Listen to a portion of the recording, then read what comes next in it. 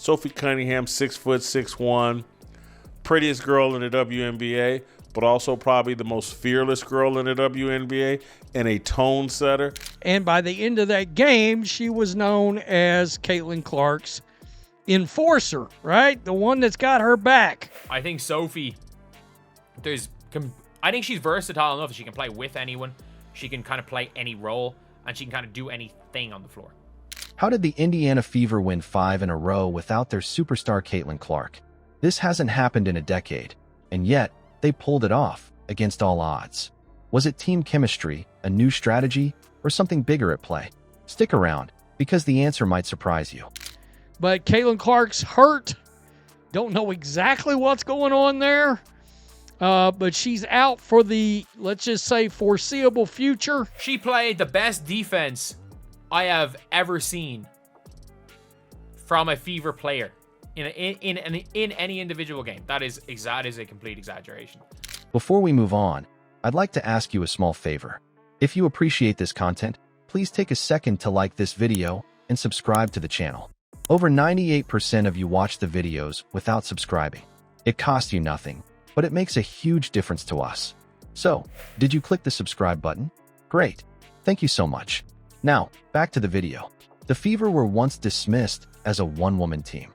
Critics said the squad was built entirely around Caitlin Clark, and when she missed 7 games midway through the season, the whispers turned into full-blown doubts. How could they survive, let alone win? I want her to go do her thing, and anything she needs from me, I'm going to be here. But again, I think that, like, just the competitor that I am, I'm fierce, I'm sassy, I stick up for my teammates. Clark needed, she is the energy button, she is the toughness, she is the enforcer. Without their rookie sensation, early on, it looked rough. The offense sputtered, their defense looked flat, and the team dropped 2 straight games. But then something clicked, and what followed wasn't just survival. It was a transformation. The Fever didn't retreat when Clark was sidelined.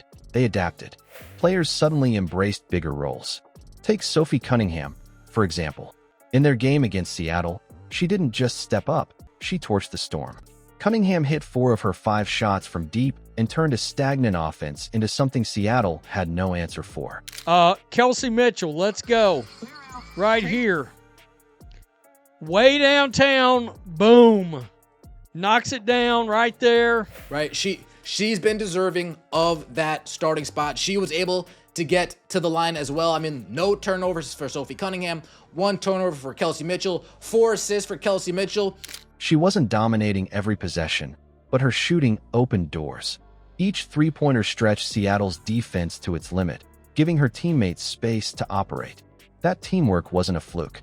Coach Stephanie White talked about how, during Clark's absence, the team leaned heavily into a selfless, balanced style of play. Her exact words? "It's not about who scores. We focus on how we play for each other."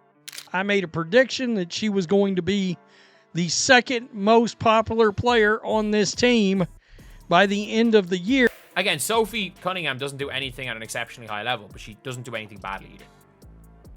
There's nothing on the court Sophie Cunningham does badly. That's what makes us dangerous. No more watching Clark carry the spotlight.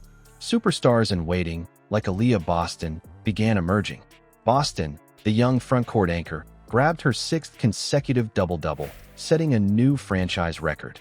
It wasn't just the numbers, though.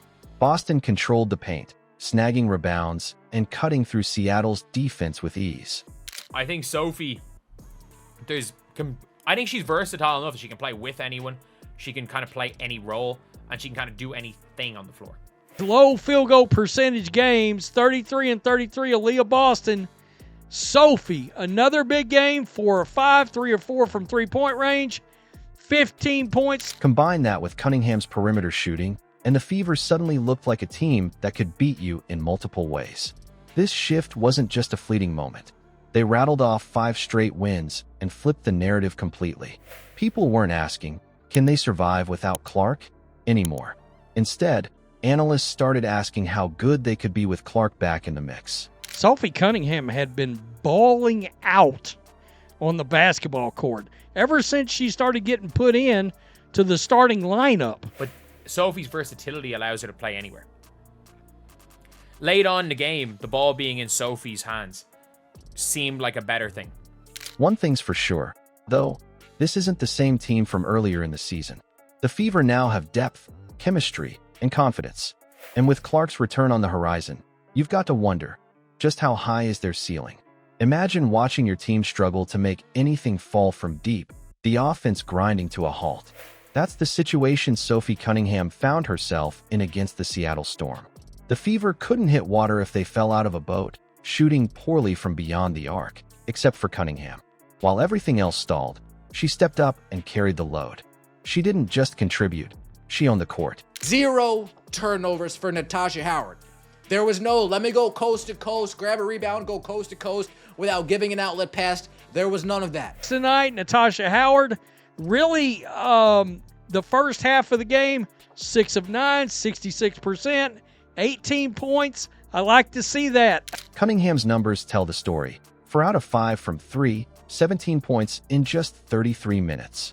But stats don't capture the way she totally shifted the game. The Storm had a defensive plan. They were going to clog the paint and dare Indiana to beat them from the outside. For most of the game, it was working, until Cunningham flipped the script with back-to-back threes that completely disrupted Seattle's rhythm. Natasha Howard even said after the game that Sophie was their firecracker, igniting the offense when they needed it most. Her performance didn't just rack up points, it stretched Seattle's defense, pulling them further out on the perimeter and opening up chances for Aaliyah Boston in the middle. Cunningham's ability to hit those long-range shots meant defenders couldn't sag off her, giving Boston more room to dominate inside. If Caitlin Clark comes back sometime this year, can we see that in games that she's plays in? Can we see that same fire and tenacity for Caitlin Clark when she's busy getting beat up on the court? Can we see some of that? AB career high 31.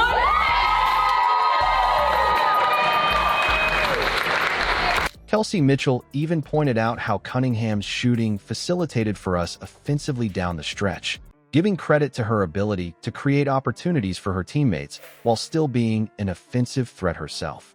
This wasn't just a one-game wonder either. Throughout July, Cunningham has been one of the league's most consistent shooters. We talk about that all the time, just making sure that we get stops because we like to play fast, we like to get the ball up and go in transition, and so we knew that we just had to make sure that we were focused on that end and make sure that we're connected. And by the end of that game, she was known as Caitlin Clark's enforcer, right? The one that's got her back. And her clutch performances are exactly why she's becoming a leading contender for 6th Person of the Year. When the Fever was navigating Caitlin Clark's absence, it was Cunningham's reliability under pressure that helped keep the team afloat. Whether it's hitting a big shot with the clock winding down or anchoring the offense during a rough stretch, Cunningham thrives where others might crack. With her driving the Fever's resurgence, you see exactly why this team is